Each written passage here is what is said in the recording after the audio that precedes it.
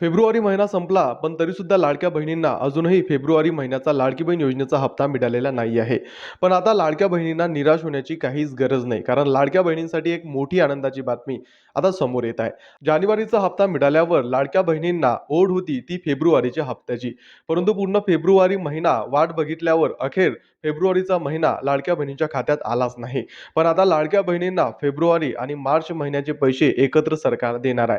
हो, तुम्ही खरं ऐकलंय. म्हणजे एकाच दिवशी तुमच्या बँक अकाउंटमध्ये ₹3000 येणार आहे. आता हा हप्ता लेट का झाला याबद्दलचं कारण जाणून घेऊया.